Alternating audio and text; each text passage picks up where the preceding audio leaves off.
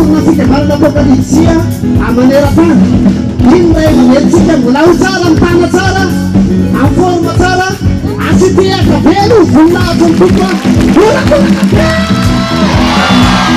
Ataona polopeltananao a asitikitiky fa izy ara mitoraka tikitiky tsika ndraiky tsy toraka tikitiky a fahafinaritra mihitsy a atao fitaroa ty androany ty fa samy ty atao mitantara amin'ny fitemarana apokalipsy vao isan'ny ty androany ty a hoe eto ny paroasy alakamisy a no nataony batisa lehibe fitanany Jordanina asy fombaombatanana be a asy tiaka mafy be ampiarana amin'ika mampanao e izy mahafinaritra mihitsy le amin'ny fampitsikitsiky satria amin'ny fakahita mbola misy manao mba ambony tanana eo a zay borakoraka be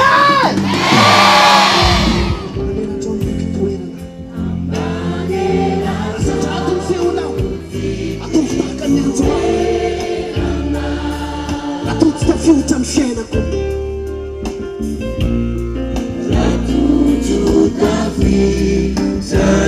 fiainako tsy misy toerana hafa azo antoka tsy misy toerana azo antoka fa eo aminao no hiriko eo anilanao no tiako fa eo anilanao no hiriko fa eo anilanao no tiako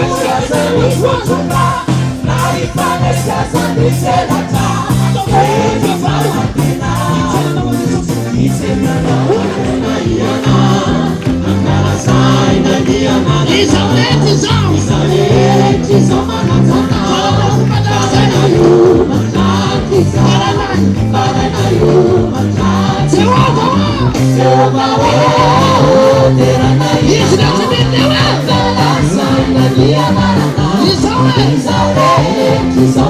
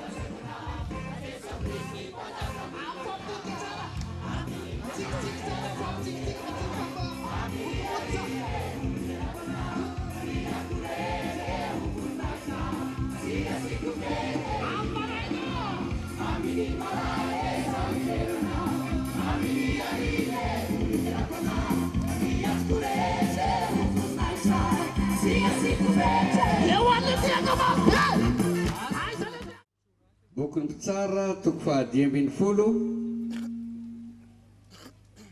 resitsika amin'ny andininy fahasivy ka hatramin'ny andininy faharoapolo.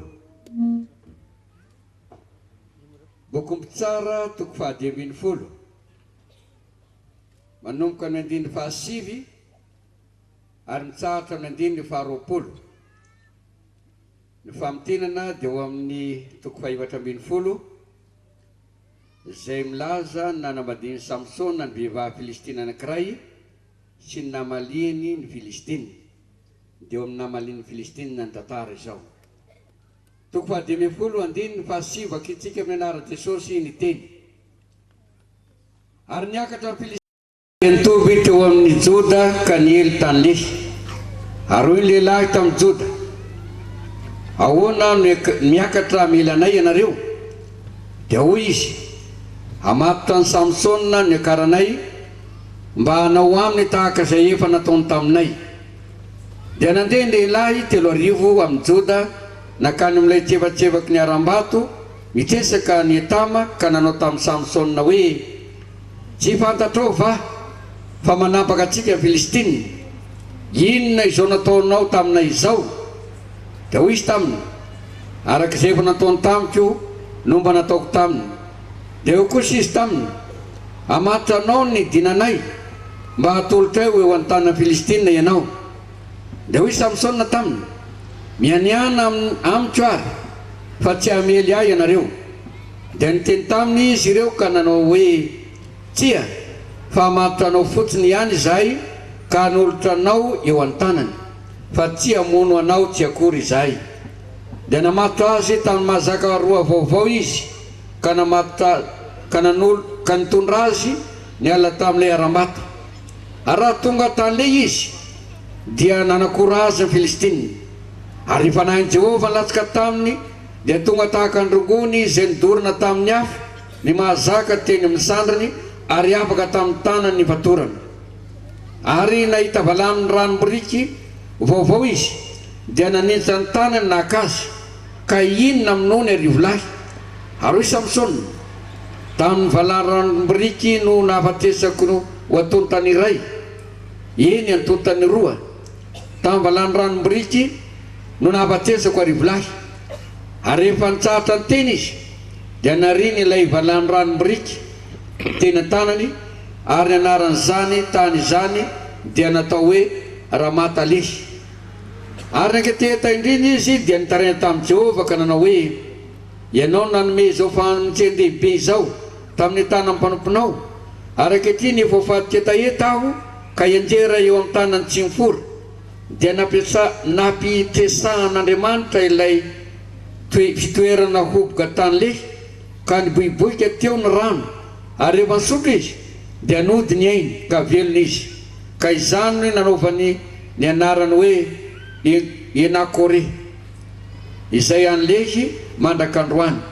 Dia nitsara ny Israely 20 taona tamin'ny andron'ny Filistina izy. Dia tohitantsika indray ao amin'ny Lioka toko 10. Filazany tsara araka ny Lioka toko 10.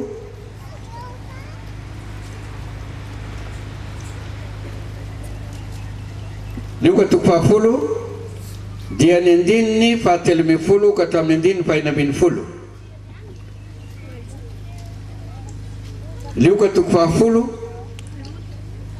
dia ny andininy fahatelo ambin'ny folo ka hatramin'ny andininy fahina ambin'ny folo, izay milaza ny nanoran Jesosy ny fitopololahy ieloha azy.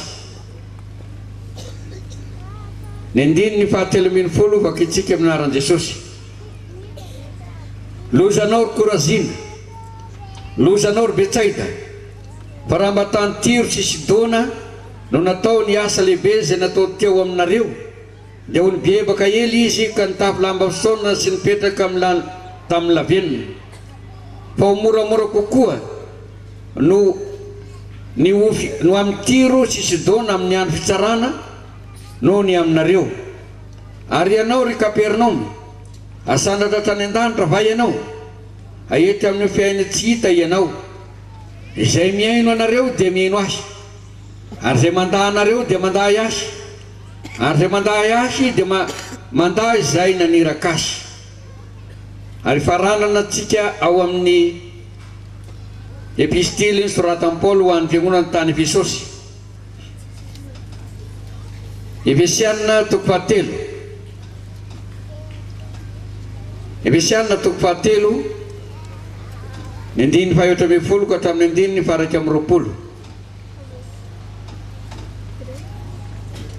Efesiana toko fahatelo, ny andininy fahaefatra ambin'ny folo ka hatramin'ny andininy faha 20. Mbola vakitsika amin'ny anaran'i Jesosy Tompo ihany ny teny. Ny nanendrenina ny Paoly ho apôstôly jentilisa sy ny vavaka matsaotra nataony ho an'ny fiangonana tao Efesosy. Ny andininy fahaefatra ambin'ny folo.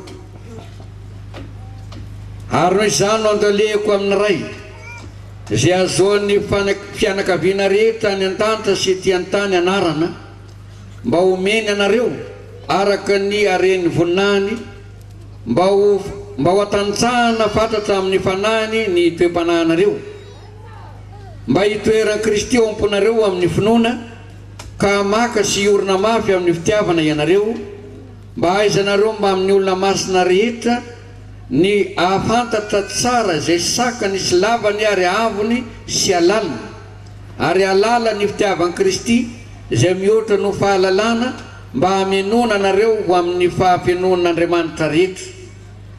Ary ho an'izay mahay manao mihoatra noho zavatra rehetra, eny mihoatra lavitra noho izay rehetra angatahintsika na iverintsika aza araka ny hery izay miasa ato amintsika. Ho azy anie ny voninahitra ao amin'ny fiangonana sy eo amin'ny Kristy Jesosy hatramin'ny taranaka farany indrindra mandrakizay. Amen. Tompo ho any amin'iza moa izay, fa ianao ihany manana teny fiainana mandrakizay. Amen.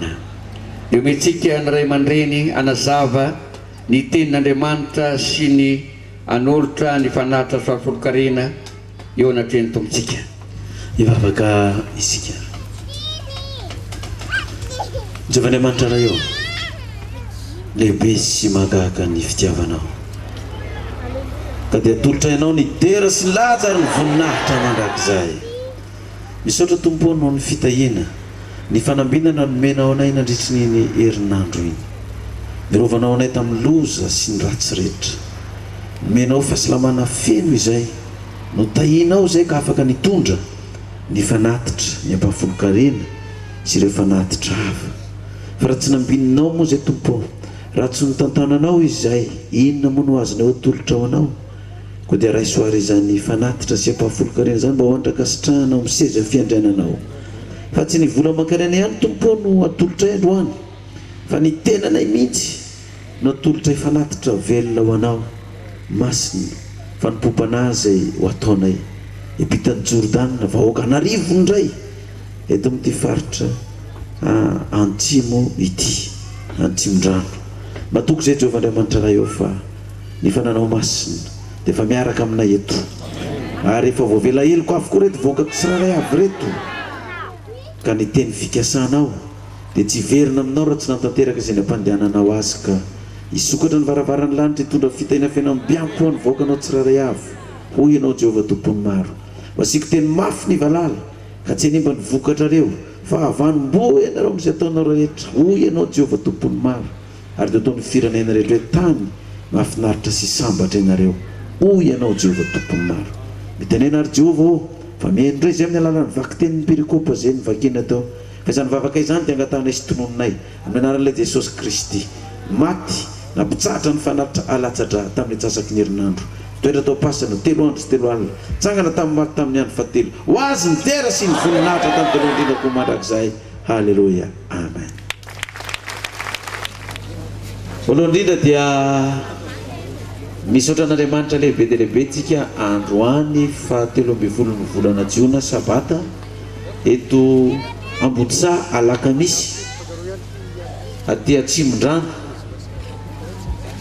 Misaotra an'Andriamanitra tsika ho iaho satria mafana ny andro na dia ririnina ary fa ipita ny Jordany na nivoaka an'Andriamanitra tao mafy mitehaka sy halleluia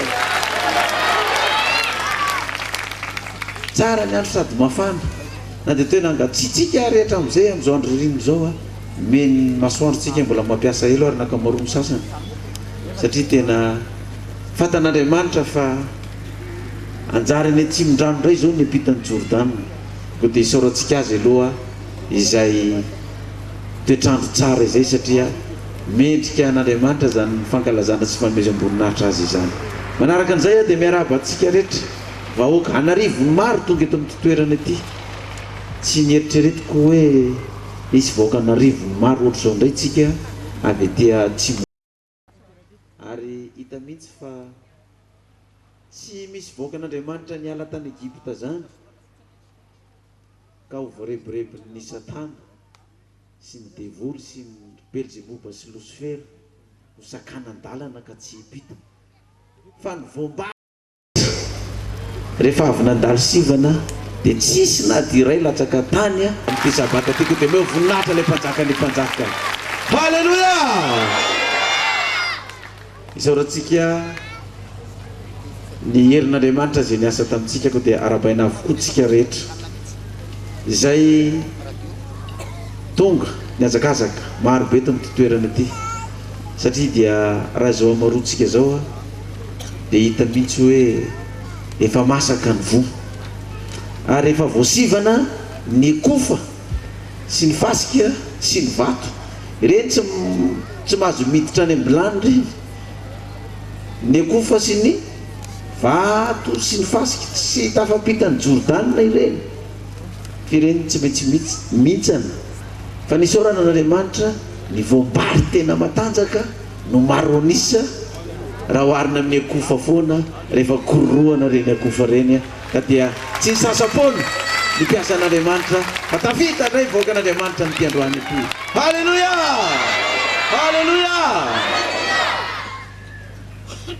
mahagaga zany Andriamanitra tsika zany fa raha niherintsika sy ny tanjakintsika za manokana ao averiko amintsika hoe zany voaka an'Atsimon-drano zany dia tretiko hoe zavatra vitsivitsy kely zany efa tratra ny mpaminany antitra daholo ay tena tsy mena mita amin'ny hafa koa ny Atsimon-drano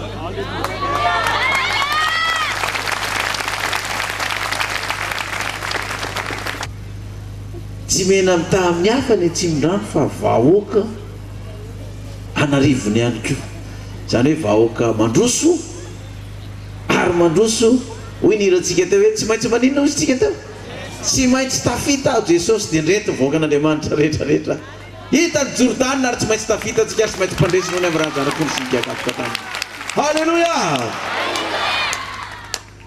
mariny zany ndretontsika tonga maro be eto amin'ity toerana ity ary na dia nivahoaka an'Alakamisy sy ny manodidina aza dia gaga eto Ambotsa eto fa nga misy toerana malalaka be ohatran'izao atoka i mahazaka vahoaka anarivony ohatran'izao maro tamintsika efa tsy nahandry ity fotoana ity maro tamintsika no nandalo fitsapana sy fitsadrana maro samihafa efa nifanena tamin'ny mpaminany antitra tonga amin'ilay fiteny teo hoe akangaony maro tsy vaky nambo mitabetsy laniny meo voninahitra ilay mpanjaka ny mpanjaka mampandresy hatrany ny voaka an'Andriamanitra halleluia Nivakina tamintsika teo ny soratra masina perikopy araka ny mahazatra. Ny mahagaga nyity perikopy ty araka ny resaka tamintsika dia faminanena milaza ny zavatra ho avy ka tany amin'ny taona 420 tany nandroatana nyity perikopy ty fa iainantsika amin'ny vanim-potoana isa-tsabata. Izany hoe tena fanan'Andriamanitra mihitsy zany nanombontsaina. Ireo mpanompon'Andriamanitra nanoratra ka dia tanan'Andriamanitra mihitsy namanora ty indray no toko sy andininy tamin'ny alalan'ny fanamasina ho resahana amin'ny sabata zao, miresahana ny sabata zao. Raha miresaka tsika amin'izao fiampitana ny Jordanina zao, idirana amin'ny tany Kanana, tsy maintsy nisy ny Kanana tany nampananten'Andriamanitra ny zanak'Israely firenena 12. Dia izay koa vao misy ny lanitra vaovao sy tany vaovao, Jerosalema vaovao, nampanantenana ny apôstôly 12 sy ny vahoakany na tamin'ny andron'ny Israely na taty amin'ny andron'ny apôstôly. Dia tahak'izay koa raha mijery tsika ny mandany Jerosalema dia misy anarana 12, misy vavady 12, dia ny firenen'ny Israely 12 sy ny apôstôly 12. Zany hoe raha raisina amin'ny endriny aranofo izany dia tsy maintsy niala avy any Egypta ny zanak'Israely niampita ranomasina mena, zay vao niampita ny Jordanina rehefa namakivaky ny efitra 7 taona dia hiditra amin'ny tany Kanana amin'izay koa. Dia tahak'izay koa tsika namakivaky ny efitra koa rehefa niampita ny ranomasina mena dia eritrereto tsara ny fandehan'ny tantara fa raha nilaza Jehova tamin'ny zanak'Israely rehefa namotsy fotsy ny anaran'ny Jehova ny zanak'Israely, nomonomonona tamin'ny Jehova ny zanak'Israely, ka i Mosesy ny monomonona sy ny fotsifotsiny, dia hoy Jehova hoe ny 20 taona ny miakatra izay namotsy fotsy aho dia tsy hisy hiditra amin'izany tany Kanana na izany na izy na izy. 20 taona no miakatra, fa 20 taona ny midina zay tsy namotsy fotsy ny anarako sy ny zanakareo no avy amin'izany. Zany hoe 20 taona zany nefa nandehanany zanak'Israely avy tany amin'ny tany efitra dia niteny an'izay Jehova 20 taona zany sisa hidirana any amin'ny tany Kanana satria 70 taona ny nandehanana hidirana any amin'ny tany Kanana. Dia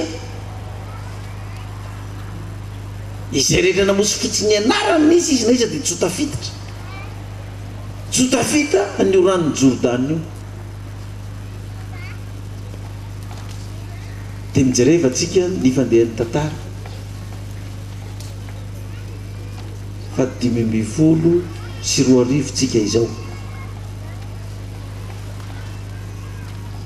Tena nanomboan'ny fampianarana ny vantana tamin'ireny EPP salle rehetrarehetra reny dia 570 sy 1995. Zany hoe nanomboka nantsoina zany ny vahoaka hivoaka avy any Egypta dia nanomboka tena tany amin'ny taona 570 tany vao nanomboka ny voana tany Egypta. Fa talohan'izay rehefa tonga tamin'ny Mosesy ny antso hoe mandehana hoentiny vahoaka mialo Egypta, raha jereva natantara tamin'izany dia hoe Mosesy, iza moa za Jehova no antsoinao hitondra an'ireo vahoaka reo, izy ireo no mba ino aho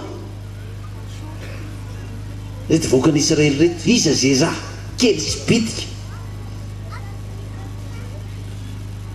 Andana hozy Jehova makanesany amin'ny Farao dia teneny hoe eto netondra ny vahoaka aty amela io izy Mosesy fahoana zany omeko famantarana ianao fandana mandehana. Dia niainga tokoa ny zanak'Israely rehefa nandeha avokoa reo famantarana isan-karazany, tsy voafetra eto anatin'ny 4 taona moa zany fa lasa ry zareo. Tahak'izay koa dia tsika hatramin'izay tonga ny antso tany am-boalohany mandehana avoay any Egypta vahoakan'Andriamanitra rehetra, tsika rehetrarehetra zao izay meno avy any Egypta daholo, izy amin'ny Egypta samy nanana ny fiangonana nisy azy tsiraray avy. Itsika rehetra izao samy nanana ny Egyptianina ny voantsika daholo, lasa ndiany anankiray. Iarahantsika mahita nidihatra amin'izay fa dia ayayayaya fimonomononana, gidragidra, kotapa, maro ny latsaka teny an-dalana, maro ny kivy, maro ny maty teny an-dalana. Zay maty eo mitompo dia eo mitompo, zay tsy tao mitompo dia efa raha malala fa dia efa mampamangy.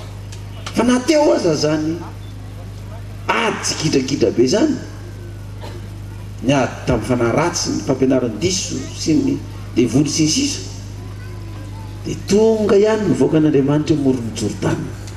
Tonga ihany isika eo amoron'ny Jordana ary epita fa tsy hijanona ty an-dafin'ny Jordana. Tovy mafy teko voninahitran'Andriamanitra. Halleluja! Tonga ihany isika. Ary raha tonga isika dia tsy maintsy omena ny hafatra trany. Anjary any Atsimon-drano zao nomena ny hafatra. Dia raha mamaky tsika zao ty Samsonina ty, ato mpitsara, ina moa nidirany ty amin'ity fiampitana ny Jordana ty. Fa magaga aloha dia ty mitovy mitovy tamin'ny zanak'Israely mihitsy. Tsy nomena ny Egyptianina zany hafatra zany, tsy nomena ny Filistinina zany, tsy nomena ny Moabita zany, tsy nomena ny Kananita zany, tsy nomena ny Jebosita zany. Zany hafatra zany fa dia spesial ho an'ny zanak'Israely irery ihany, tsy ho an'ny firenen-kafa. Namakivaky ny tany efitra, nipitan'ny ranomasina mena, ipitan'ny olon'ny Jordana, fa tsy nomena ny firenena hafa izany. Fa ny firenena hafa ve nahalala hoe efa nivoaka avy any Egypta ny zanak'Israely, efa nitany ranomasina mena, eo izy zao tonga moron'ny olon'ny Jordana koa. Nalala an'izany ve ny firenena hafa sa tsy nalala e? Nalala sa tsy nalala? Nalala reo. Ary efa hiapitan'ny olon'ny Jordana dia fantatsika ny tantara fa ny ororo tany an-dafin'ny Jordana. Ary tanànan'ny Jeriko ny ororo voalohany indrindra zany ka dia tanàna mimanta sady ngeza be. Nanao io tanàna mimanta io, nihidy io sady sokatra, nihidy sady tsisy nazo niditra, tsisy nazo nivoaka intsony, fa ny ororo satria nahalala an'izany. Dia jerevy koa tsika amin'izao fotoana zao, mitan'ny olon'ny Jordana. Malala koa ve ny firenena hafa sa tsy malala? Malala daholo sa tsy malala? Malala daholo. Ary dia miororo. Azotsika natao hoe firenena hafa. Ary mbola nasehon'Andriamanitra mihitsy hoe miavaha amin'izay nareo amin'ireo firenena hafa reo, miavaha amin'izay. Ametaka marika Andriamanitra, miavaha amin'izay ka hoana ny avahany. Dia tsy io nomenantsika io ny fitafiana, nomenantsika ny fitafiana, fa hatramin'izay tsika dia mitovy amin'ny fitafin'ny firenen-kafa daholo isaky ny vavaka, isaky ny sabata. Dia asehon'Andriamanitra hoe ny vahoaka an'Andriamanitra nividiny tamin'ny rano zanak'ondry miray saina, miray hevitra, miray fo, miray saina, miray fitiavana. Tsy misy bingy manao inona, manao matso zany intsony. Fa tsy nomena ny firenena hafa zany fa itsika. Dia jerevy tsara ty sariny ty mpitsara teny, jerevy tsara ty vaky teny nomenantsika ty. Zao voasoratra ato amin'ny andininy 412, mpitsara toko 512, andininy 412 ka hatramin'ny 412 no vakitsika. Ary raha tonga tany le izy dia nanakora azy ny Filistinina. Nanakorana izy amo io ny Samson. Ary fanahiny Jehovah nilatsaka taminy. Eno tsara, ny fanahiny Jehovah nilatsaka taminy dia tonga tahaka ny rongono izay nidorana tamin'ny afo ny mahazaka teny amin'ny sandriny, ary afaka tamin'ny taniny ny fatorana. Ary nahita valany rano biriky vaovao izy dia nanindry ny tanany nakazy, ka inona minony arivo lahy. Ary hoy Samson, tamin'ny valany rano biriky no nafatesako antotany ray, eny antotany roa, tamin'ny valany rano biriky nafatesako arivo lahy. Eny tsara, nilatsaka tamin'ny Samsona ilay fanahiny Jehova. Rehefa nilatsaka tamin'ilay fanahiny Jehova dia nahita valany rano boriky, masoara zany raha miteny frantsay, masoara n'ilay biby. Taolana teo zany hitany, biby efa maty efa ela, niraisin'iny.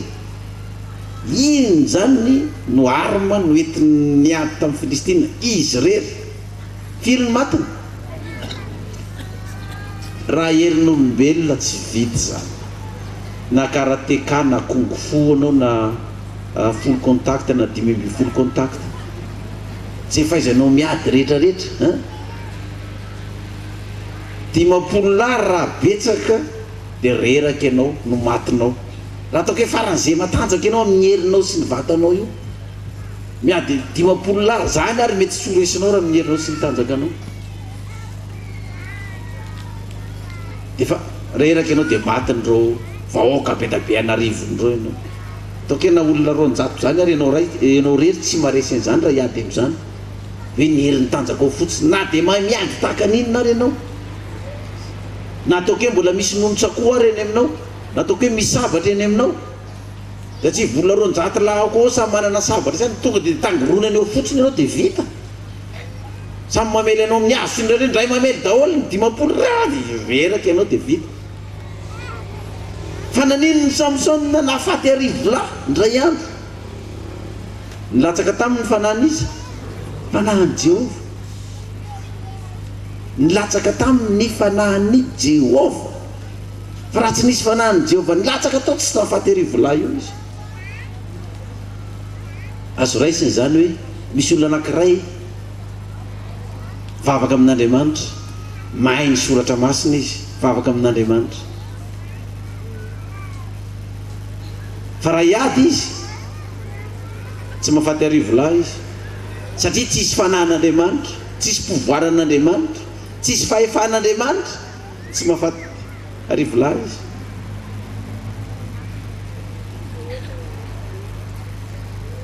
Fahitantsika koa amin'ny Baiboly, rehefa nilatsaka tamin'ny Davida koa ny fanahin'Andriamanitra,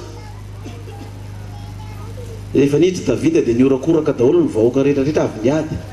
I Saoly nahafaty inona ozy izy? Arivorivo. Fa Davida nahafaty alinalina. Nisy pouvoiran'Andriamanitra niasa tao zany. Raha tsisy pouvoiran'Andriamanitra niasa tao, tsy nahafaty an'izany na i Saoly na i Davida na i Samsona, nilatsaka tamin'ny fanahy masina. Fa ahoana moa ny tantaran'ny Samsona? Zanakiza izy, verenantsika kely vetivety, zanakiza izy Samsona ty, zanaky Manoa Samsona, amin'ny toko 7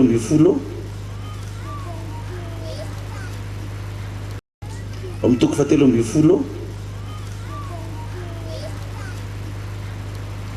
nanambady Manoa, ary ny vady Manoa dia momba tsy miteraka. Samsona toko 7 tsara toko 7 naterahany Samsona. Ary ny zanaky Israely nanao ratsy eo masiny Jehova indray, ka dia natolo Jehova teo an-tanan'ny Filistina 70 taona izy. Miverina foana eo 70 taona eo amin'ny zanaky Israely, 70 taona miampita ny Egypte, 70 taona no anenefitra, tia nanompo koa 70 taona. Mafy ange zany antevy 70 taona zany. Dia nisy lehilahy avy tany Dana Zora, lehilahy avy tany Zora amin'ny fokony Danita, Manoa anarany, ary momba ny vadiny ka tsy niteraka izy. Ary ilay anjelin'ny Jehova niseho tamin'ny raha vehivavy ka nanao taminy hoe indro momba ianao ka tsy niteraka, nefa hanananaka ianao ka hiteraka zazalahy. Ko mitandrema ianao ankehitriny ka aza misolo divay natao ka raza mihinana akory zay zava-padiny. Fa indro hanananaka ianao ka hiteraka zazalahy ary tsy mba ho kasekareza ny lohany. Fa ho Nazirita ho an'Andriamanitra hatrany an-kibo ny zaza, ary izy no hanomboka hamonjy ny Israely amin'ny tanan'ny Filistina. Ny anjely zany nipoitra tamin'ity vehivavy vadiny Manoa ity, nilaza fa ianao momba fa hiteraka, fa zao ty misy lalàna, ty misy procédure, ty misy fitsipika, ty misy discipline tsy maintsy ataonao raha ty hiteraka ianao. Tsy mahazo misolo divay, tsy mahazo misolo toka, tsy mahazo mihinana zava-padiny. Ka rehefa teraka ny zaza tsy ho kasikareza fa ho Nazirita. zazalahy no teraka ho anao. Zay ny baiko nomen'ny anjely. Zany hoe ity Samsona ty zany avy amin'ny anjely natongavan'ity Samsona ty ho tonga zay nampafantatra an'ny Manoa sy Ramatoa-vadiny izany. Dia rehefa naseho ny anjely io daholo ny famantarana rehetra dia teraka tokoa ilay zaza. Mpitsara toko 17 fakitsika manomboka amin'ny 7:70 azavady 7:70. Dia hoy Manoa tamin'ilay anjeliny Jehova, iza moa anaranao mba nomezanay voninahitra anao rehefa tanteraka ny teninao. Ary hoy ilay anjeliny Jehova taminy, nahoana no manontany ny anarako ianao, fa anarana mahagaga izany. Fomba mihitsy zany no manontany hoe anjely iza ianao, iza ny anaranao. Ao misy milaza hoe Kadinael. Dia fahafantaritsika mba milaza hoe anjely inona izy, Kadinael. Kadinandrinona sa Kadindratombo sa Kadimbahoaka sa Kadilalana? Kadinael na ozy izy ka, anjely Kadinael. Dia fahafantaritsika zany iza moa ny anarana mahagaga zany. Dia 7:70 dia naka zanak'osy izy sy ny fanatitra hoanina manokana anatitra ireny teo ambonin'ny vatolampy ho an'i Jehova. Ary ilay anjely kosa nanao zava-mahagaga raha mbola nijery teo manomby vady. Raha niakatra ho any amin'ny alitara ny lelafo avy teo amin'ny alitara, dia niakatra teo anatin'ny lelafo avy teo amin'ny alitara ilay anjeliny Jehova. Ary nijery izany manomby vady ka dia niakoka tamin'ny tany. Ary tsy niseho tamin'ny Manoa sy ny vadiny intsony ilay anjeliny Jehova. Dia fantatry ny Manoa fa anjeliny Jehova izy. Ary hoy Manoa tamin'ny vadiny, hofaty tokoa isika satria efa nahitan'Andriamanitra. Fa hoy ny vadiny taminy, raha sitraky Jehova ny hahafaty antsika dia tsy ho nentina andray ny fanatitra dorany sy fanatitra hoanina tamin'ny tanantsika akory izy. Ary tsy ho nampahita antsika izany zavatra rehetra izany, ary tsy hampandray antsika izany zavatra izany ankehitriny. Ary niteraka zazalahy raha vehivavy ka ny anarany natao hoe Samsona. Dia nitombo ny zaza ary Jehova nitahy azy. Dia natomboka nanindry azy indraindray ny fanahin'i Jehova tamin'ny Maenay Dahana teo anelanelan'ny Zora sy Estaolo. Zay zany ny tantarany Manoa. Ny nanambady ny vadiny nefa momba tsy niteraka, fa le anjely nalaza miteraka fa zao ty misy lalàna tsy maintsy arahana. Zany koa ny zavatra andehanantsika eto. Raha nisy anjely tonga ny laza tamintsika, tonga ny fotoana nyresan'ny anjely hoe zao ny afatra omena, dia raha tsika malala afatra avy amin'ny anjely daholo nisy ny fibebana tamin'ny 28 marsa fa hoaringa antsika noho ny adalàna sy ny fahotantsika. Afatra ny anjely ny famindram-po tamin'ny 2 mai. Fa zao niteny Jehova, fa nareo anjely reo aza miteny dia misy afatra omen'Andriamanitra anay hoentina any amin'ny paster, fa misy afatra mivantana avy amin'ny Jehova omeny amin'ny paster, fa tsy ho avy ety aminay. Dia mazava zany fa tsy fanohatra reo afatra ireo. Fa ity fampitana ny Jordany ity zay nazavaina tamintsika endrika roa hoe Kristy, nataony Jaona Batisa, ary Kristy maty nombohana tamin'ny atsasaky ny herinandro, nilevanao pasana 3 andro 3 alina nitsangana tamin'ny maty tamin'ny andro fahatelo. Tsara ny batisany lanitra. Dia tahak'izay koa nandanany zanak'Israely ranomasina mena, batisa voalohany, Jordany ny batisa faharoa. Dia nilaza Jehova tamiko hoe efa voaray ny afatra, fa io ny zanak'Andriamanitra efa nipepaka sy nifona tamin'ny ranomaso nidridradridra. Epitany Jordany amin'izay izy ireo, lazao amin'izay fa epitany Jordany, fa ny ranomasina mena ny voalohany, fa ty faharoa ty ny Jordany. Satria efa mariky ny fanahy masina miasa amin'ny fiangonana. Izao fahadiovana fotsy anaovantsika zao, fahamarinana fotsy anaovantsika zao, ary fahamasinana ny manga zay maneho ny voninahitr'Andriamanitra eny amin'ny lanitra. Fa zay mendrandra rehetra dia mahita n'io lanitra manga io dia nomena antsika ka tsy maintsy andeha epitany Jordany. Tsy avy tamin'ny anjely ny afatra epitany Jordany dia Jehovah no niteny tamin'ny mpanompony nahazoana ny afatra tonga ty amintsika. Jehovah no niteny anjany afatra zany fa tsisy tamin'ireo anjely ireo na iray aza nonanao fanambarana fa tsisy io fa nahatrany amin'ny anjely sandoka ary tsy afaka manohitra ny tenin'Andriamanitra satria Jehovah no miteny.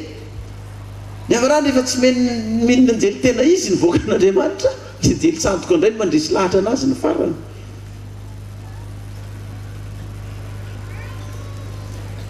Ireo indray no mandresy lahatra anazy. Ianareo ilay dia hoaringany Jehovah tokoa. Mba ino ihany zay na izany ary ilo. Dia tsy maintsy nandalo amin'izay lalana izay zanak'isy reto dia tahaka izay koa tsika tsy maintsy mandalo amin'izao lalana izao koa. Dia jereo tsara Samson nilatsahan'ny fanahy masina nafaty firy arivo ndray andro. Fa ina moa midikany hoe batisa. Nizaniza atao batisa ho Kristy dia miara-maty amin'izy, miara-maty amin'ny Kristy amin'ny fahafatesany. Zany ny olona atao batisa zany olona atao inona? Vonoina ao amin'ny Kristy. I Samson nilatsahan'ny fanan'Andriamanitra nafaty firy izy ndray andro arivo. Fizao fiangonana zao koa ny latsahan'ny fanahan'Andriamanitra isaky ny miampitany Jordana firy koa ny isa anarivo. Nefa misoratra anaranao zao nivoaka Atsimondrano niampitany Jordana noho izay mbola tsy voasoratra rehefa mandeha ny fanatitra rehefa avy eo maty an-damosina ty efa misy 500 zao tsika misoratra anarany ao nisan'ny voaka an'Andriamanitra niampitany Jordana. Halleluja! Mbola tombo isa io satria mbola zay zao aloha no isa anatin'izao toroteny zao. Eo amin'ny 500 ao no hitany ranon'ny Jordana. Dia jerevy le perikopy Samson anjely no niseho tamin'ny vadiny ny Manoa nilaza vao hoe nisy anjely nipoitra tamiko nilaza fa izao hiteraka hony ary tsy mahazo mihinana zava-padina toka sy divay zavatra avy amin'ny voalobo. Hay zany ozy izy manomba atsio anazy zany mba hiresaka amiko izy mivatotra amin'ilay tan'ilay anjely ny resaka nafantatra azy azony Samson amin'izay ny pouvoir ary volana ray maty ny ray andro. Tia nambara amin'izany dia izao rehefa tsy men'Andriamanitra anao io fanahany io mandehany ianao mba miady raha mahafaty arivolahy ndray andro. Dany ianao mba miady raha mahafaty 500 ndray andro. Dany ianao mba miady raha mahafaty 200 na 300 ndray andro. Raha vitanao ny amono an'izany raha tsy eo aminao ny fanan'Andriamanitra. Dia dany kana mba mamono zany hoe maninona zany mba manaova batisa dia atao ve firy ny matoko ndray andro fa za enjana fa io tsy izy io fa voatao anareo fa izay no izy fa zay koa mba misy ny fanan'Andriamanitra fa eo fa tsy izy tsony dia mamaminoa ary arivo lahatra iandro tsika ty mihoatra ny arivo sa lahatra mihoatra arivo mahery isak'izay mandeha satria nilatsaka tamin'izao fiangonana zao ny fanan'Andriamanitra ka arivo lahy mahery maty ny ray andro mevonahitra ilay mpanjaka ny mpanjaka. Halleluja, amen.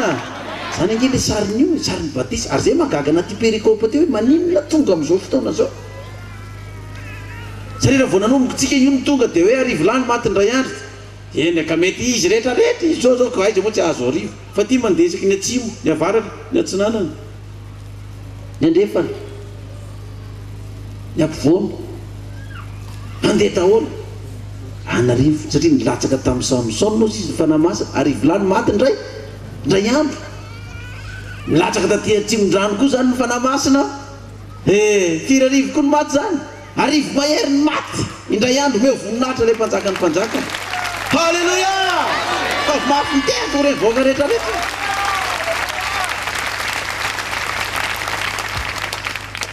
Arivo no maty indray andro fa raha tsy nisy anjely nipoitra tamin'io vehivavy io niteraka ve izy sa tsy niteraka? Tsy niteraka izy fa naninona le anjely tsy tamin'le manovadiny nopotra fa tamin'le vehivavy satria inona ny kodin'ny vehivavy inona fiangonana izy tsy mipotra tany amin'le lehilahy vadiny satria ny lehilahy tsy kodin'ny fiangonana fa ny vehivavy ny kodin'ny fiangonana hiteraka ianao izy ary tsika fiangonana miteraka sa momba le voninahitra le mpanjaka ny mpanjaka zao tonga ny anjeliko vao maika mbola hiteraka ny zaza teraka foana tsofin-drano isaky ny mitany Jordan ary androandro zao mbola maro no tsofin-drano koa eto ny zaza teraka maireza ny fiangonana hoy Jehova hoe miteraha mameno ny fiangonana ny momba ary efa tsy fitiny fa zay momba aza matahotra fa ho avy aminao ny anjely hiteny aminao hoe ho avy ny zanakanao me voninahitra le mpanjaka ny mpanjaka amenna efa teraka io zaza io dia omena anarana ao amin'ny soratra masina zay zaza teraka avy amin'ny anjely dia anarana ato amin'ny soratra masina nomena azy ato nomena azy ahoana zany hoy Jesosy ao amin'ny Luka 10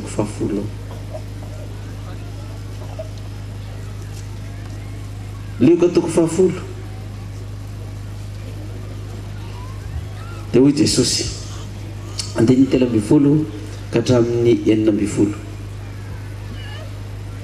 lozanao ry Korazina lozanao ry Betsaida fa raha mba tany Tiro sy Sidona no natao ny asa lehibe zay natao teo aminareo teo ny bebaka ela izy ka nitafy lamba fisaonana sy nipetraka amin'ny lavenina fa moramora kokoa no any Tiro sy Sidona amin'ny any fitsarana no ny aminareo ary ianao ry Kapernaomy asandratra hatrany an-danitra va ianao ahetratra any amin'ny fiaina tsy tenao zay meno anareo dia meno ary zay mandaa anareo dia mandaa ary zay mandaa dia mandaa izay naniraka lohatenao dia hoe nandrany Jesosy ny fitopololahy aloha lalana azy naniraka ny mpianatra Jesosy dia nalefa ny mpianatra nandeha fa ozy izy amin'ny 9 zay mieno anareo dia maninona ozy izy mieno ary zay mandaa anareo dia mandaa ary zay mandaa dia nandaa zay naniraka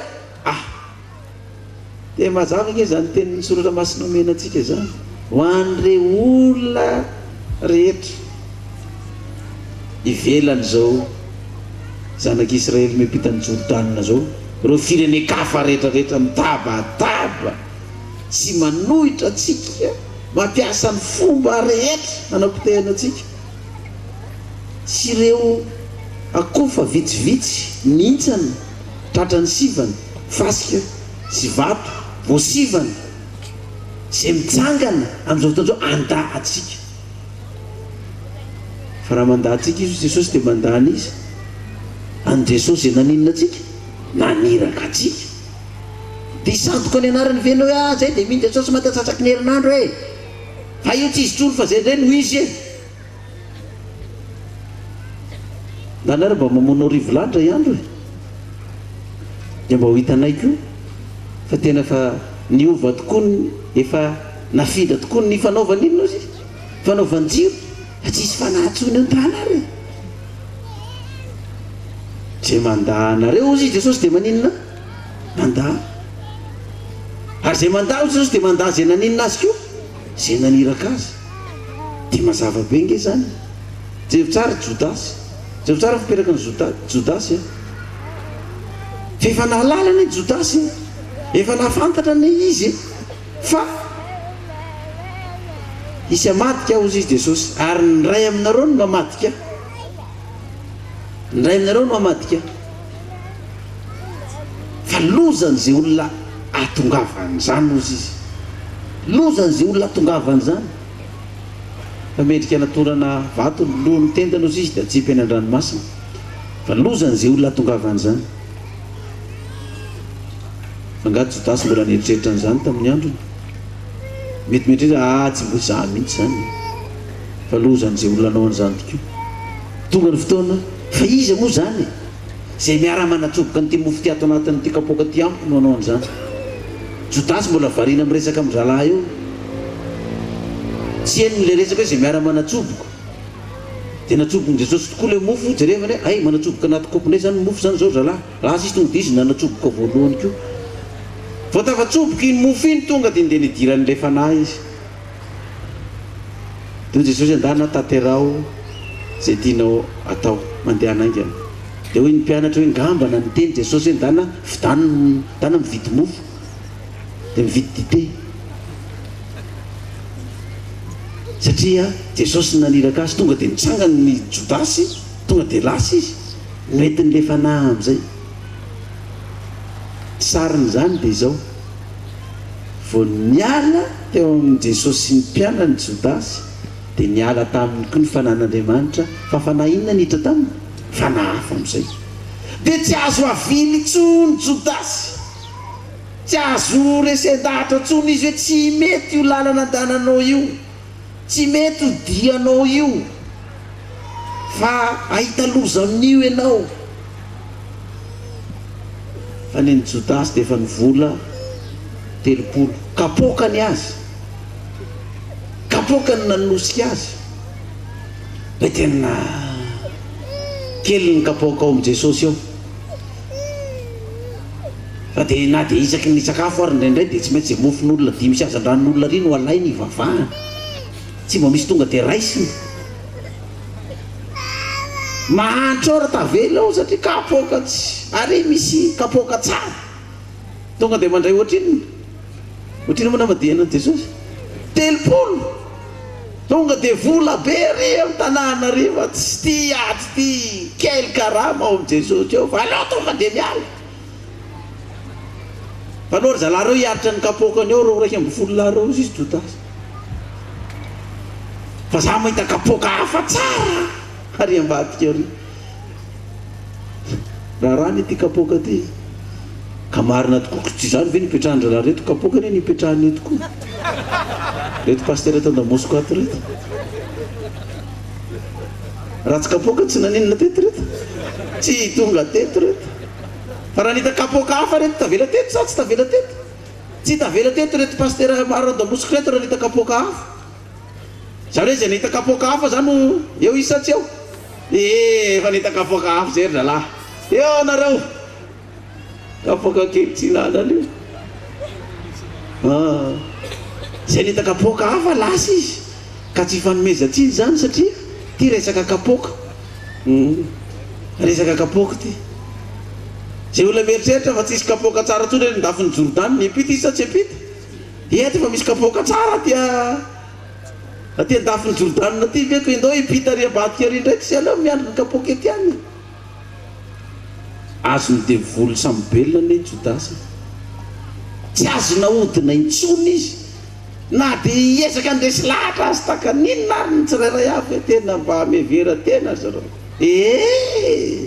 azo samy belona zao voalaza ny soratra masina zany misy an'izany atao amin'ny baiboly ato Timoty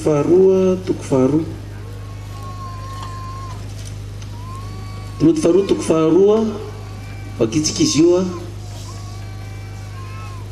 manomboka ny andininy 9 ka hatramin'ny 20 Timoty faharoa toko faharoa ny andininy 9 ka hatramin'ny 20 misy lohateny eo hoe ny mety ataon'ny Timoty no ny fisian'ny mpampianatra sandoka izany mpampianatra sandoka zany ve dia zavatra sandoka daholo no ampianarin'ny olona vao manomboka samy mba zavatra marina foana aloha no avoakany amin'ny voalohany zavatra marina foana no avoakany voalohany fa vadika iny rehefa avy eo fa efa mamoana dia tsy hitanao tsony ary izy ny spesialista amin'izany mpaminany inona zany baiboly azy mpaminany antitra lehilahin'Andriamanitra ny tenenin'Andriamanitra zao ny fitahany fotsiny hoe za koa mba isehon'ny anjely nilaza tamiko fa hoe atao iverina ny sakafo fa mpaminany takanao ihany koa tratra le lehilahy kely n'Andriamanitra mpaminany kely ny alokaloka tao ambany azo terebita teo zay tsara amin'ilay toko faharoa ny 17 aloha raisitsika kely 17 ny amin'ity mpampianatra sandoka ty izany zavatra zany no ampatsiarovy ny olona ka anary mafy eo anatren'ny tompo izy mba tsy hiady teny satria tsy mahasoa akoriny zany fa mamadika ny mpiainy anary mafy ao anatreny tompo izy mba tsy ady teny. Misy olona dia tia ady teny io. Ino moa ny ady teny?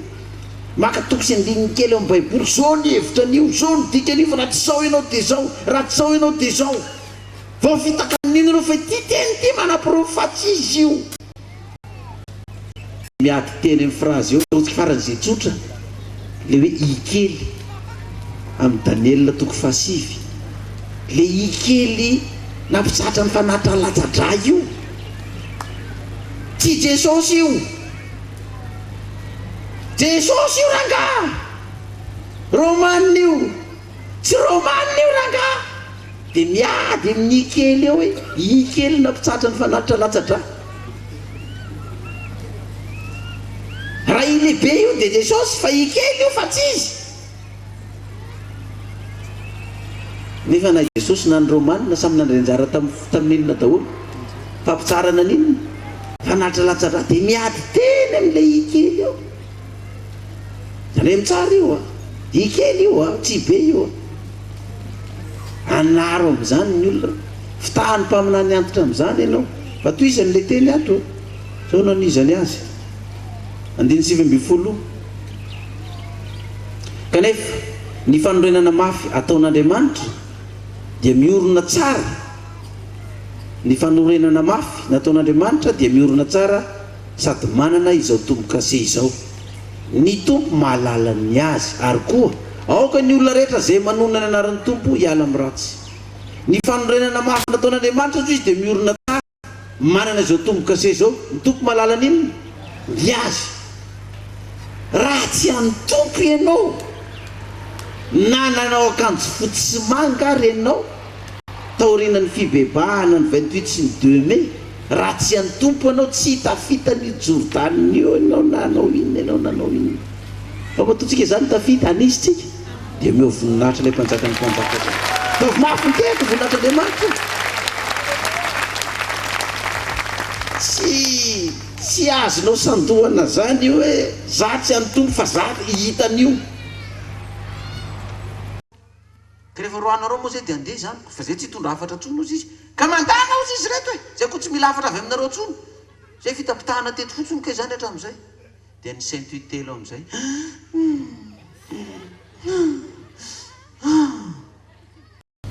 ka ianao zany raha tsy voantso tamin'ity lalana ty hiampitany olony Jordanina, satria izy mahalala ny azy.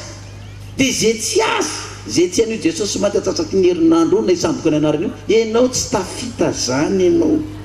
Na misy aretina mahazo anao dia maty amin'ny aretina ianao, na ianao misy accident mahazo anao eny an-dalana dia tsy tonga any, na misy sakatsakanao mivadinao hoe dia mivoay eo fa dia mahita ny anarako ianao dia tsy tafavoaka ianao, na misy sakasakana maro samihafa, na misy olona fafa manomana kapoka ao anao any hoe ty misy kapoka tsaratsara fa tsy izy io kapoka io.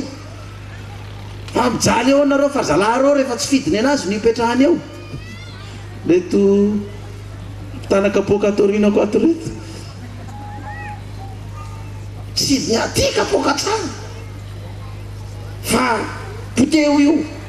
Zavatra tsy magaga zany, fa toizany ane le teny eo io, toizany isoratra eo io. Inona nanoizana anazy? Tomoto faharoa toko faharoa teny 9:20. Fa ao an-trano lehibe tsy dia fanaka volamena sy volafotsy ihany no ao, fa fanaka hazo tany koa ny sasany omem-boninahitra, ny sasany alam-baraka. Ko raha misy olona manadio ny tenany ho afaka amin'ireny dia ho fanaka omem-boninahitra izy, efa no amasinina ka mahasoa ny tompo, voavoatra ho amin'ny asa tsara rehetra.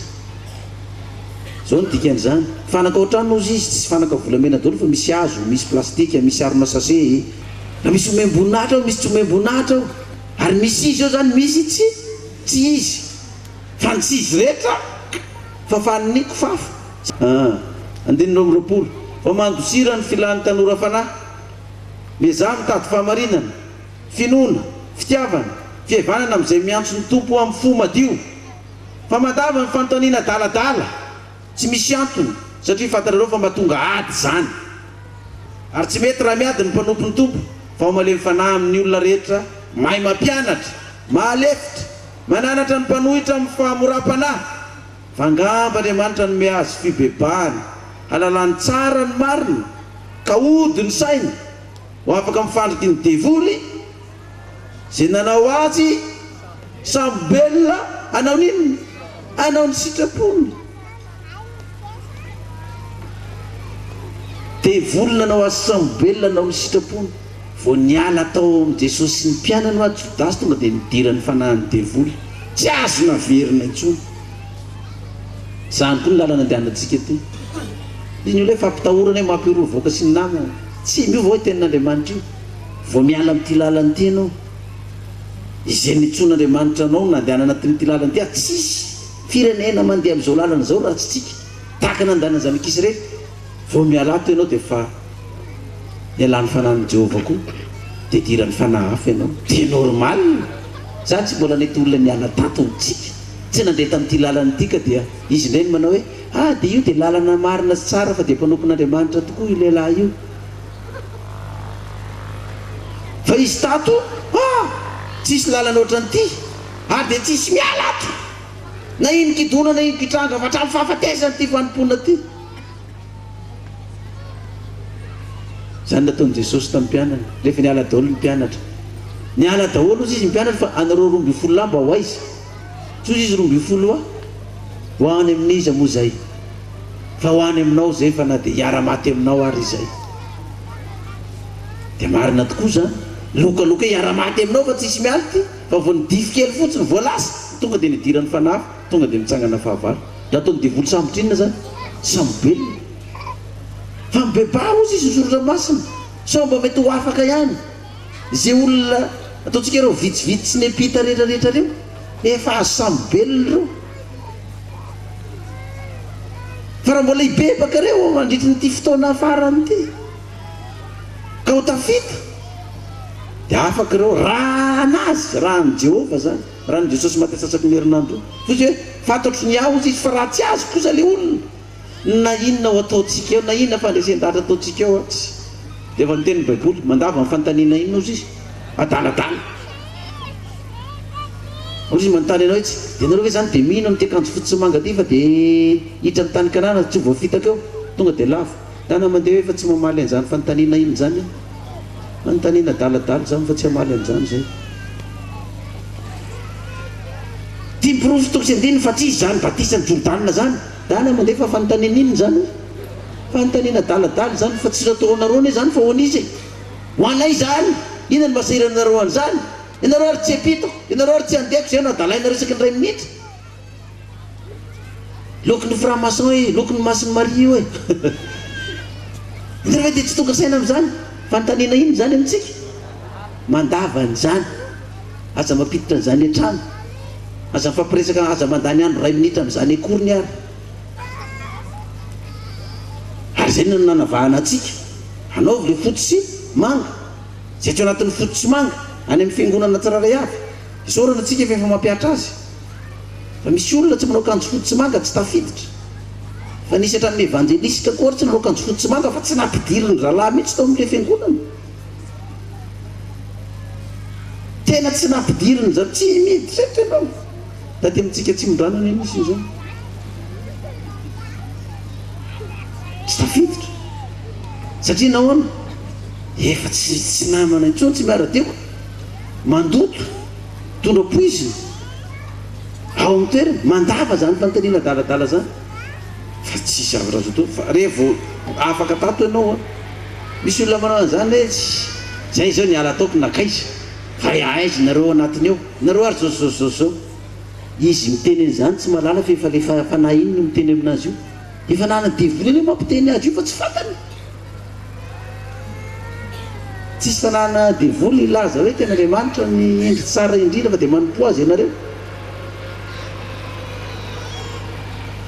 Dia normal, vao tafana tao amin'i Jesosy sy ny mpianany, Jodasy tonga dia nidirany fanahy ratsy. Dia takizay koa ty diantsika ty, vao tafana amin'ity lalana ty koa tsika, zay manaiky anareo Jesosy dia manaiky ahy, zay mandaha anareo dia mandaha, ary raha mandaha anareo izy dia mandaha, dia nandaha zay naniraka ahy koa. Dia mazava ny lalantsika zany. Fino moa ny fototry ny problème amin'izao fotoana zao, jerevy ny vaky tenitsika, fototry ny olana ange ho an'ireo ataontsika hoe ny akofa sy ny vary sy ny akofa sy ny vato sy ny fasika dia hoe ny anjely ny fototry ny olona satria misy mino misy tsy mino fa nga zany vaovao to misoratra masina tsy vaovao nge zany hoe olona minony anjely sy tsy minony anjely zany raisy ny baibolitsika asan'ny apôstôly toko 7:20 asan'ny apôstôly toko 7:20 ny lohateny eo dia hoe nandaran'ny Paoly teo anatrenin'ny Synediona dia hafiny zareo Paoly rehefa nifandahatra tamin'izareo tonga dia fiany tia maina misy Paoly hoe ahoana koa ary zany ty ahoana izy mamely ry rafipato voalalitra fotsy asan'ny apôstôly toko 7:20 fa itsika iny andiny voalohany ka hatramin'ny 4 aloha ary Paoly dia nibanjana ny Synediona ka nanao hoe ry rahalahy zaho nanompan'Andriamanitra tamin'ny fitreretana tsara mandrakandroany ary any asy mpisorona be nandidy izay nitsangana teo hamely ny vavany ary hoy Paoly taminy Andriamanitra mba hamely anao ry rafibato voalalitra fotsy fa rehefa mipetraka itsara araky ny lalàna nefa asainao kapoana tsy araky ny lalàna ary izay nitsangana tao dia nanao hoe tevatevainao ve misorona be n'Andriamanitra ary hoy Paoly tsy faty ny fampisorona be izy rahalahy fa voasoratra hoe aza miteny ratsy ny mpanapaka ny firenenao ary rehefa fatry Paoly fa sadiseo ny sasany ary ny sasany kosa fariseo dia niantso tamin'ny Synediona izy ka nanao hoe ry rahalahy zaho dia fariseo zanaky ny fariseo ny amin'ny fanantenana sy ny fitsanganana maty no itsarana ary rehefa nilaza izany izy dia nifandihitra ny fariseo sy ny sadiseo ka nizara roa toko ny olona maro fa ny sadiseo manao hoe tsy misy fitsanganana ny maty sady tsy misy anjely na fanahy fa ny fariseo kosa nanaiky izany avokoa ary nisy antsoantso maharenina teo ary mpanorandalàna sasany izay isan'ny antoko hoe fariseo nitsangana dia niady hevitra ka nanao hoe tsy hitanay izay heliko io lehilahy io fa soa fanahy na anjely no miteny taminy ina niady hevitra teo finoana ny fitsangana maty sy ninona ny anjely tsy zavatra vaovaona izany fa ny fariseo no miady hevitra amin'izany sy ny sadiseo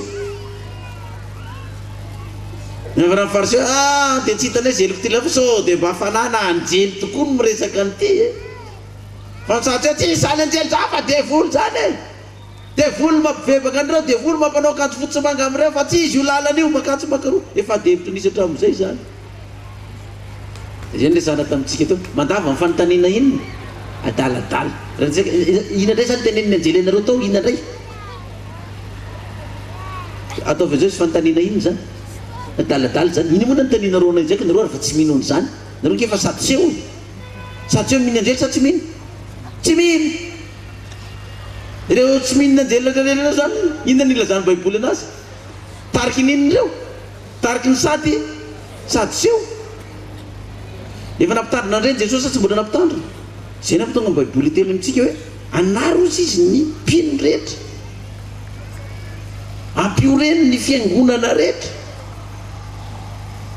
ampiorenina tsara tsika mena zany hafatra zany fa sao dia efa kenda ny taolana any kenda ny lelapitana vao hoe domy aranaotra zany reny nomena tsiny rehefa avy eo hoe tsy mba miandry ny ondrony e tsy mba mitandrina ny ondrony e za dia alefako zay mazaka zay tsy mazaka mankatady mazaka koa dia raha Samsona anao dia tapao le tady fa reny olona reny ozy izy azo ny devoly samy belona reny olona reny tsisy nena azonao atao amin'ireny olona reny za moa dia fa mba nananatra mafimafy ihany na pastera ny evangelistra na lo olana izy amin'ireo le naka ny terany sadiseo efa azo ny devoly samy belona reo nelana nenina satria zanaka nateraka ara-panahy daholo reo za daholo nampianatra atsika rehetrarehetra zao teraka atsika tamin'ny tenin'Andriamanitra tsy dia faly amin'ny hoe fahavoazan'ireo fa anarina aloha tenenina daholo fa rehefa le zanaka no azo ny devoly samy belona tsisy azonao ininona tao aminazy fa lasa izy fa itsika kosa nomena hafatra inona ny hafatra farany nomena antsika tamin'ny vaky teny tao Efesianina 4:7 izy teo Efesiana toko faha telo. Efesiana toko faha telo. Fakitsika manomboka ny 14 ka hatramin'ny 20. Lohateny amin'ny Efesiana toko faha telo hoe nanendrena Paoly apôstôly ny Jentilisa sy ny vavaka matsaotra nataony ho an'ny fiangonana Efesosy. Zao le vavaka farany nataony zany. Noho zany 14 no andohalehako amin'ny ray izay azahoany fianakaviana rehetra any an-danitra sy ety tany anarana mba homeny anareo araka ny hareny voninahiny ny mba ho atanjahina fatratra ao amin'ny fanahin'ny toe-panahinareo. Amen. Rehefa tafitan'ny olon'ny Jordany atsika dia homena atsika ny hareny voninahiny mba ho atanjahina fatratra amin'ny fanahiny ny toe-panahintsika rehetra. Amen. Mba hitoeran'ny Kristy ao am-ponareo, ao am-pontsika zany amin'ny finoana ka amaka sy orona mafy amin'ny fitiavana ianareo. Amen. Izany hoe hitoeran' zany Jesosy Kristy zany tsy isy anaisitro izany intsony ety amintsika. Maty nirevina tsangana araka ny soratra masina io. Amen. Amin'ny finoana amaka sy orona mafy amin'ny fitiavana ianareo. Amaka sy orona mafy ka tahaka ny ataontsika azo koko ka na cyclone na takan'inona ary ny rivotra mitsoka mioloakolana fotsiny ny hazo iny fa tsy miongana mihitsy ny fakany iny fa mipetraka eo ny hazo mafy fototra iny amaka tsara. Ina moa ny rivotra mitsoka tsy ahafahan'ny hazo mamaka raha tsy mahafototra ny hazo. Dia ireo olona tratran'ny azony devolo sambelona ny fariseo ny sadiseo ny mpaminany iny mpaminany antitra reny ny rivotra mitsoka fa mety mirivotra mitsoka koa ny fitsapana sy ny fizahan-toetra. Mety vadinao koa ny rivotra mitsoka, mety zanaka mety tsy fahampiana, mety fahantranana, tsy fahombiazana miasa tao, mety rivotra mitsoka daholo zany. Fa rehefa tena mamaka sy miorona mafy tsika amin'ny fitiavana dia toizany mba aizanareo mba ny olona masina rehetra ny mahafantatra tsara zay sakany sy lavany ary avony sy ny halaliny. Aizantsika manavaka tsara hoe fanazavany mpaminany antitra zany, fampianaran'ny sadiseo zany, fampianaran'ny fariseo zany, olona efa azony devolo sambelona zany, anjely sandoka zany, tsisy zany, tsy hofitahany zany zay. Zay le hoe mahay manavaka tsara ny lavany sy ninona ozy izy sy ny sakany. Fandrao ny fanan'Andriamanitra indray ny teny ka lazaina hoe fanahany devolo zany. Anjelin'Andriamanitra no miporaka dia anjely sandoka io, anjely maiziny io misy amin'ny endrika mazava io. Zay mahalala tsara ny sakany sy ny lavany ary ny alaliny, ny tokony hidirana sy ny tsy tokony hidirana, mahay mihaino tsara ny sofiny. Dia ny 7 ary alala ny fitiavan'i Kristy izay mihoatra noho ny fahalalana mba hamenoana anareo ho amin'ny fahafenoana an'Andriamanitra rehetra. Amen. Halala ny fitiavan'i Kristy mihoatra noho ny fahalalana mba hamenoana anareo amin'ny fahafenoana an'Andriamanitra rehetra. Halala zany fitiavan'i Kristy zany mihoatra ny fahalalana hamenoana Andriamanitra tsika. Raha fa tafitany ny Jordana io tsika, izany daholo ny zavatra miandry antsika omen'Andriamanitra tsika. Amen. Ary ho an'izay mahay manao mihoatra noho ny zavatra rehetra, eny mihoatra lavitra noho izay rehetra angatahantsika na hiverintsika azy araky ny hery izay miasa ato anatintsika ho azy eny ny voninahitra amin'ny fiangonana sy ao amin'ny Kristy Jesosy hatramin'ny taranaka fara-mandimby indrindra mandrakizay. Amen. Me voninahitra ary le mpanjaka. Halleluja. Zay niafatra tamin'ity maraina ity tonga eto nisa amin'izao alohan'ny vavatsika faran'izao fa amin'izao tsika miresaka zao dia 1756 ny vahoaka Atsimondrano epika ny Jordana. Izany hoe nandeha aloha ny avaradrano fa dia Ranoben'Antananarivo izy tsika fa dia noaratsika indray zany ny avaradrano raha amin'izao izy izao. Fa raha mitoy izao mbola andeha ny fanatitra mety 2 arivo ihany ty isa ty ho any zay mbola tsy nanoratra ny anarany fa roso ny vahoaka an'Andriamanitra ka anga maro tsy vakinam-boa mitabe tsy laniny mamba ko dia me voninahitra ary le mpanjaka ny mpanjaka ny tompony hitantsika tsiraray avy ary anome fandresena antsika hatramin'izao komandrak'izay ho azy eny ny dera hatramin'ny taloha indrindra komandrak'izay. Amen. Vavaka tsika isotra an'Andriamanitra. Jehovah'Andriamanitra raha eo amin'ny 2 manodidina indray mivoaka na Tsimondrano. Ipitan'izany on'ny Jordanina izany. Misotranao zay Jehovah raha eo nomenao zany afatra zany indray tamin'ity sabaty ity satria dia mizaza teraka indray avy amin'ny anjely. Satria ny batisa dia fahateraham-baovao. Ary izany zaza teraka izany dia nomena anarana hoe Samson araka ny baikon'ny anjely. Nahafaty arivo landra andro izany Samson izany rehefa nilatsahan'ny fanan'Andriamanitra. Ianao tompo malalo andatsaka ny fananao koa amin'izao zaza teraka 2 latsaka izao indray. Ka dia afaty arivoarivo koa izy ireo amin'ny dizy aleny rehetra ka izy fanahy maro babon'ny Kristy koa hiara-maty amin'ny Kristy. Andriamanitra raha eo hitany Jordan nivoaka anao ireto. Ary raha tafitany Jordan ny zanak'Israely tamin'izany andro zany dia nanafatra ianao ka nanao tamin'izao tahaka an'izao. Dia tandremo tsara ny fananareo mba ho tian'i Jehovah'Andriamanitra reo.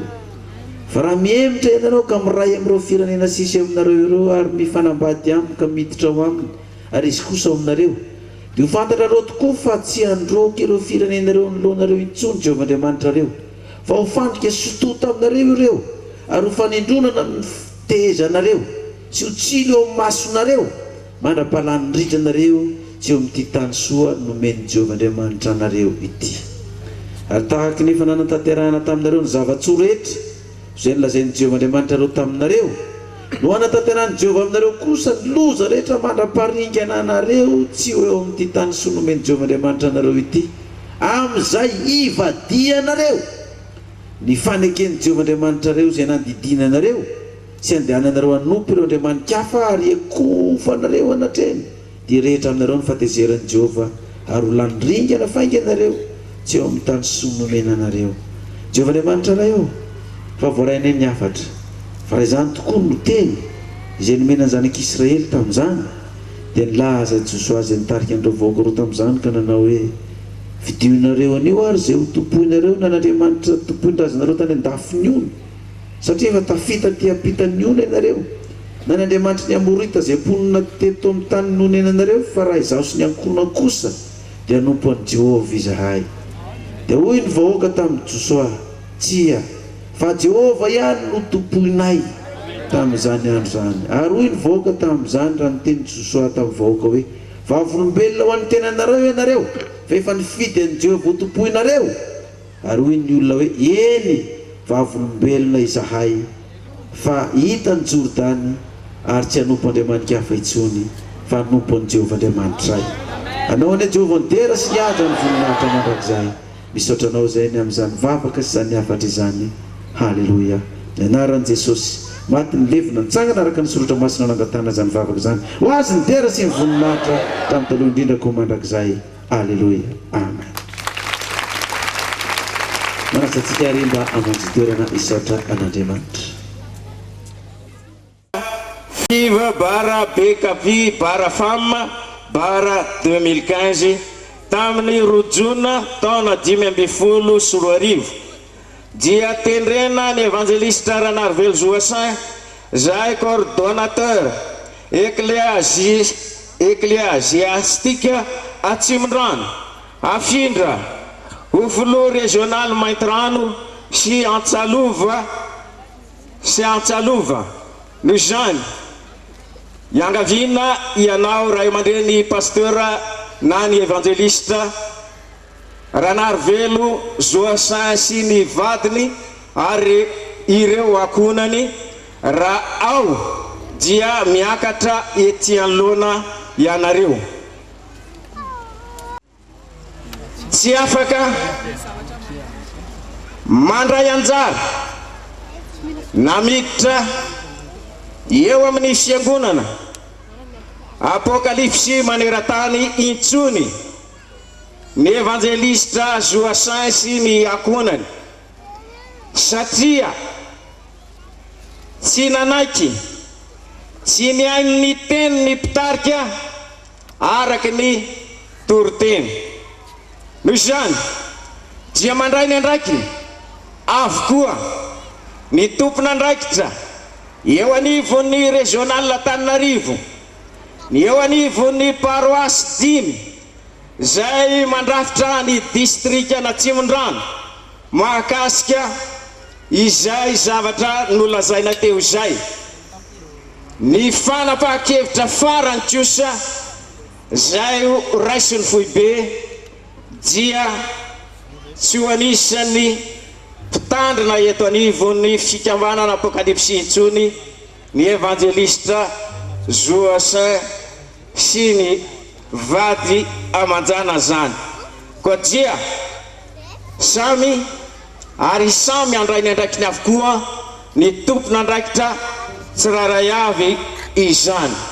Ny manasiny izany fanavankevitra izany dia ny avy ao amin'ny CA dia ny secrétaire général nationaly ny loholona Ravelona Tenaina James Sasapara zay solotena ny Randri Ambelson na ny iray aman-dreny loholona Randri Ambelson Jeremia. Ny avy ato amin'ny fitondram-piangonana foibe kosa ny komity pastoraly dia ny iray aman-dreny pasteur Rakotonirina Alpha zay filoha lefitry ny komity pastoraly. Ny andefasana izany fanapahan-kevitra izany dia ny evangelista Joasin Ranarvelo, ny brao régional Antananarivo, ny brao ny paroasy dimy eto Atsimo-Indrano, ary ny anankiray dia ho tahiry ny foibe. Zay no fanapahan-kevitra no raisy ny fitondram-piangonana foibe mahakasika izany evangelista izany. Koa dia mahereza rivoaka an'Andriamanitra, mahereza fa ny dia miroso hatrany, ny dia zao voaka an'Andriamanitra izao dia miroso hatrany.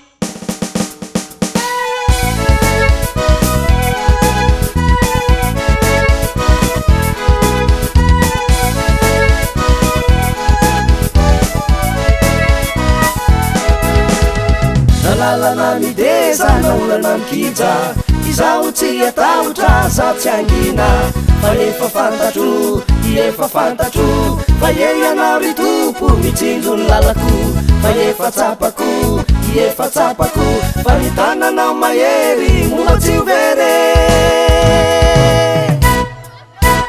na maro reo sakana tsy andosoko izao tsy emotra tsy toloko fa efa fantatro fa eny anao ry tompo mitsinjo ny lalako fa efa tsapako fa ny tananao mahery momba tsy ho very pandrese aho fa manananao pandrese aho miaraka aminao pandrese aho fa manananao pandrese aho miaraka aminao.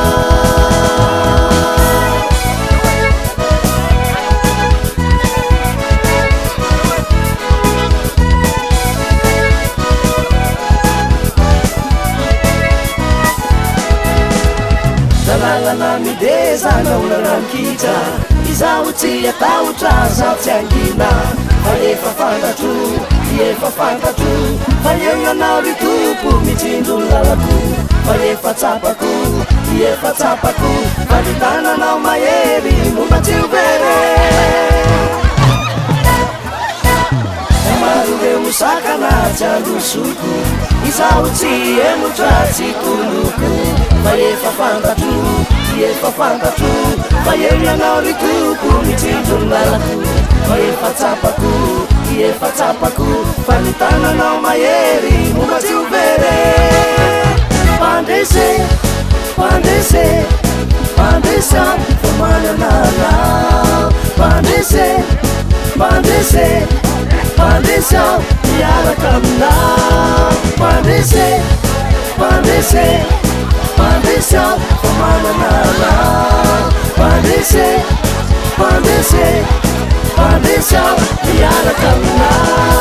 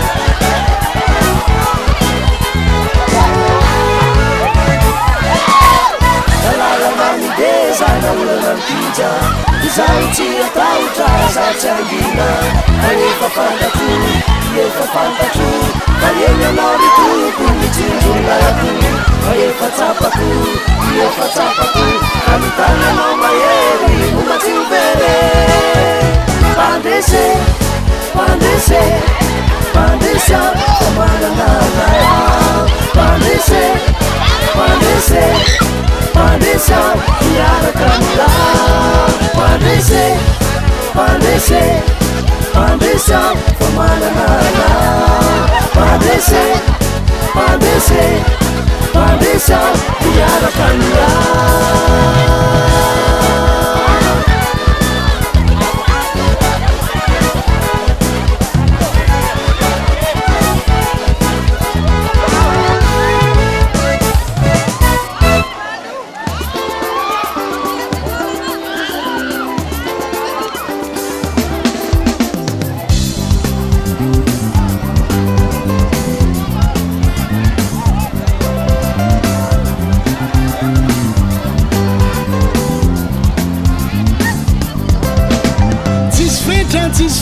tisfeta endimantamai manoni zavateta mutumwera mamuovua tara timenzera satstara mtarigeta tisfeta re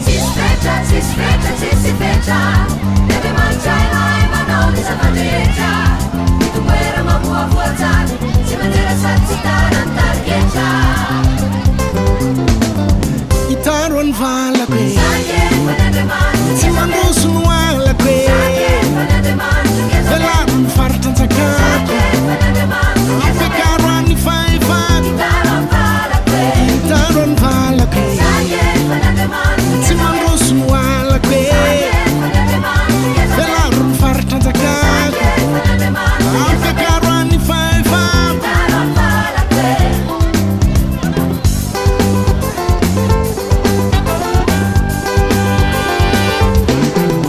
zanakande manta zanakandina timbapadanai wan fitaina satimokosremate wolotia timbapadanai maitaftina sanakatimana tintine leza wambina fatimanine undemanta titafena undemanta titafesfesen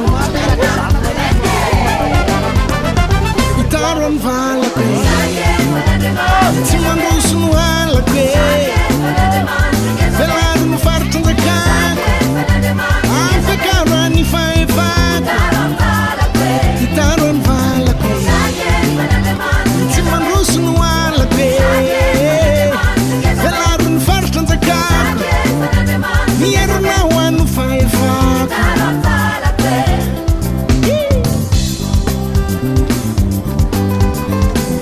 Vela te succès.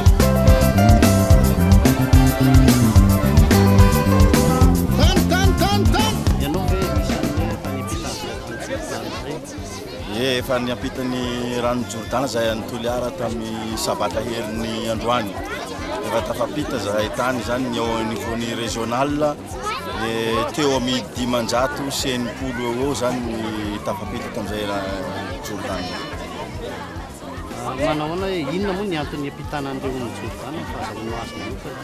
Raha ny fahazahoana azy manokana zany ny lalana andehanan'ny zanak'Israely amin'izao fotoana izao zany dia tahaka ny lalana andehanan'ny zanak'Israely miala avy tany Egypte zany makaty amin'ny tany Kanana dia tsy maintsy mampita an'izay ny Jordana zay zany ny zanak'Andriamanitra mba hahazahoana sy handovana an'izay tany Kanana zay. Fa raha tsy tafapita eo zany dia tsy tafavoaka an'izay tany Kanana zay. Rehefa tonga amin'izay tany Kanana zay misy indray zavatra miandry, inona indray ny zavatra miandry zay? Ny ao amin'ny tany Kanana moa zany dia raha malala tany Kanana zay zany tany mitondra dronono sy tantely zany ny ao. Dikan'izay zany fiainana fifaliana, fiainana mandrakizay arahana ao anatin'izany tany Kanana zany tsy hisy intsony zany ny olana sy ny problème rehetrarehetra ao anatin'izany tany Kanana zany. Firisan-jato moa zany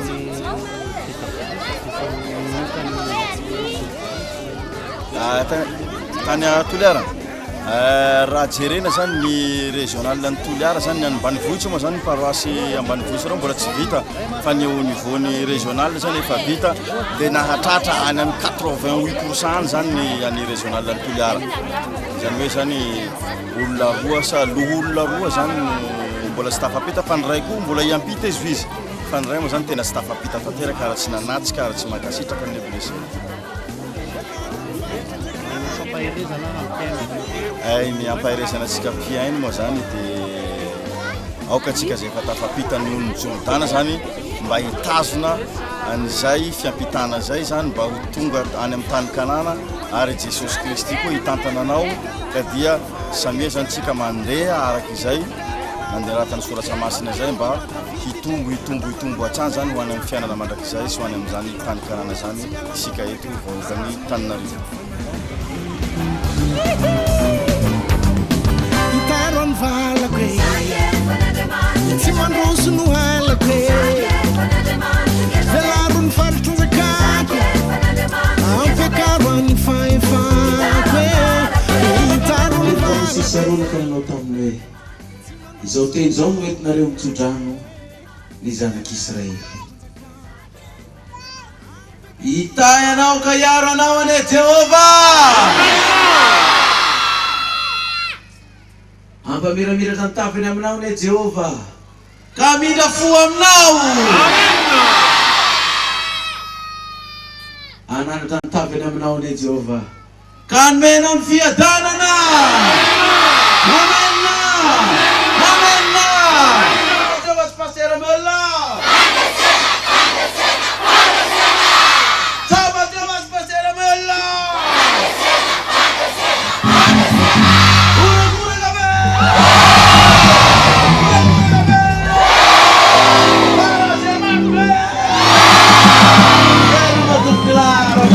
Sementara berlangsung sampai dengan teman-teman